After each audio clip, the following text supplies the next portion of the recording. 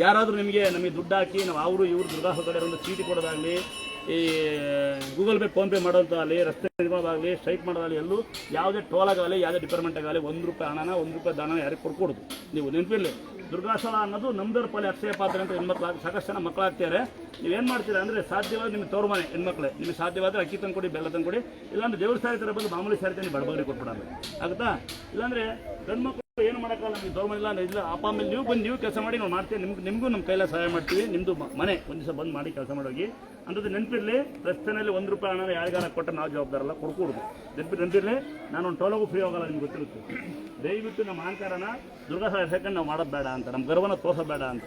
ಯಾವುದೇ ಓಟ್ನಾಗಲಿ ಯಾವುದೇ ಇದಾಗಲಿ ಹುಡುಕೊಡ್ದು. ಈಗ ನೆನ್ನೆ ಅವ್ರಲ್ಲ ಹಳೆ ಬೇಲೂರಿಗೆ ಹೋಯ್ತು. ನೆನ್ನೆ ಬೇಲೂರಲ್ಲಿ ಒಂದು ಹೋಟೆಲಲ್ಲಿ ನಂಗೆ ಒಂದು ಹೂವಿನ ತರಕ್ಕೆ ಬಂದರು. ತಂಗಿಯರ ಅವ್ರಿಗೆ ಕೈ ಮುಗಿ ಬಂದು ನಾನು ಹೂವಿನ ಬತ್ತೋಗ್ಬಿಡುತ್ತೆ, ನಿಮ್ಮ ಮನ್ಸು ಗೊತ್ತಾಗಲ್ಲ, ನಿಮ್ಮ ಮನಸ್ಸು ಸಾಕು ನನಗೆ. ಈಗ ₹100 ಹೂವಿನ ಸಣ್ಣಕ್ಕೆ ಬರ್ತುತ್ತೆ.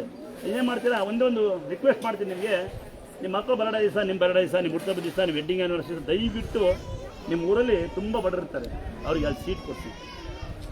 ನಿಮ್ಮ ಅಕ್ಕಪಕ್ಕ ಮನೆಗಳಲ್ಲಿ ಹಂಚಿರಲ್ಲ, ಒಂದು ಸ್ವಲ್ಪ ಸೀಟ್ ಕೊಡಿಸಿ, ಹಂಚ್ಕೊಡ್ಸಿ. ಇಲ್ಲ ಅಂಧಾಶ್ರಮಕ್ಕೆ ಊಟ ಕೊಡಿಸಿ, ಬಟ್ಟೆ ಕೊಡಿಸಿ. ದಯವಿಟ್ಟು ಇದೊಂದು ಏನಂತ ನಾನು ಮಾಡೋದು, ಅಂಧಾಶ್ರಮಕ್ಕೆ ಹೋಗಿ ಕಣ್ಣು ಕಾಣುವಂಥ ದೇವಮಾನ ಇರ್ತಾರೆ, ಅವ್ರು ದಯವಿಟ್ಟು ಊಟ ಕೊಡಿಸಿ, ಅವಾಗ ಪುಣ್ಯ ಬರುತ್ತೆ.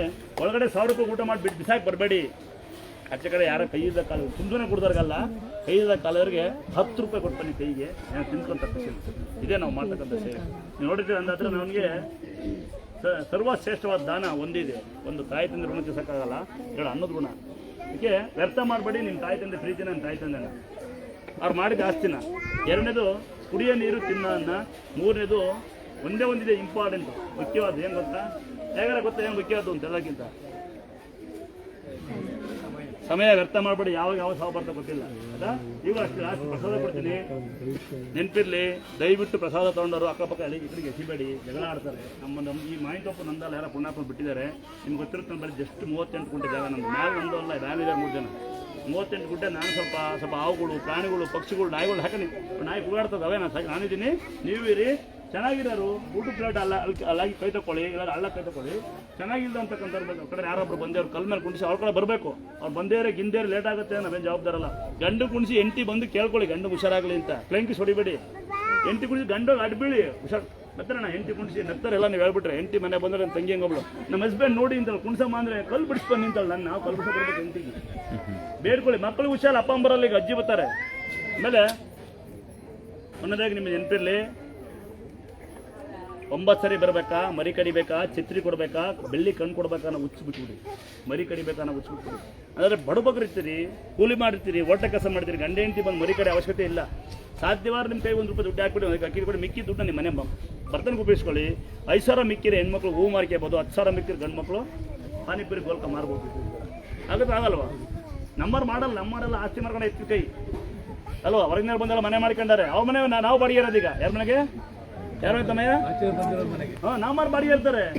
ಮೊನ್ನೆ ಯಾರೋ ಒಂದು ಇಲ್ಲಿ ಮೇಲ್ಗಡೆ ಕಲ್ಲಿಗೆ ಮಾರೇನೆ, ಯಾರೋ ಮಾಡ್ಕೊಂಡಲ್ಲಿ ಅಲ್ಲಿ ಮಂದಿ ಇರ್ತಾನೆ ಸೆಕ್ಯೂರಿಟಿ. ನಂದೇ ಜಾಗ ಇದು, ನಾನೇ ಸೆಕ್ಯೂರಿಟಿ ಇರ್ತಾರೆ. ನಾನು ನ್ಯಾಯದಿ ಅಂತ ಗೊತ್ತೇ ಇಲ್ಲ. ಹಿಂಗೆ ಅವ್ನ ಜಾಗ ಮಾರಿ ಅಲ್ಲೇ ಸೆಕ್ಯೂರಿಟಿ ಆಗ ನೋಡಿ ಅವನು. ಮೊದಲು ನೋಡಿದ ಇವನೇ.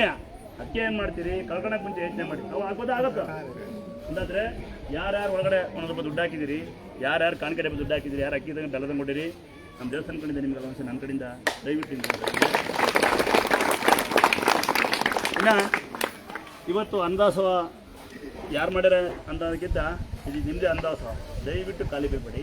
ಕ್ಯೂವಲ್ಲಿ ಬನ್ನಿ. ಸ್ವಲ್ಪ ಆಗತ್ತೆ ಕಾಲ ಕ್ಯೂ ಮಾಡಿಸ್ತೀನಂತೆ, ಜಗಳ ಆಡಬಾರ್ದು. ನೀವೇ ಕ್ಯೂವಲ್ಲಿ ಬನ್ನಿ. ಸಂಸ್ಕಾರವಂತರಾಗೋಣ ಅಂತ ನನ್ನ ಭಾವನೆ. ಓದನೆಲ್ಲ ವಿದ್ಯಾವಂತಲ್ಲ, ದುಡ್ಡಿನೆಲ್ಲ ಸಾಹುಕಾರ ಅಲ್ಲ ಅಂತ ನನ್ನ ಭಾವನೆ. ಕರೆಕ್ಟೇನ್ರಿ ಗುರುಗಳೇ? ಹೌದಾ ಅಲ್ವಾ? ನೋಡಿ, ಸಾಧಾರಣವಾಗಿ ನನಗೆ 45-44 ವರ್ಷ. ನನಗಿಂತ ಚಿಕ್ಕ ದೇವಸ್ಥಾನ ಬೆಳೆಸ್ತಾ ಇರೋದು ರೇವತಿ ರಾಮಚಂದ್ರ ಅಂತ ಚಿಕ್ಕ ಹುಡುಗಿ. ಎಷ್ಟು 20 ವರ್ಷ.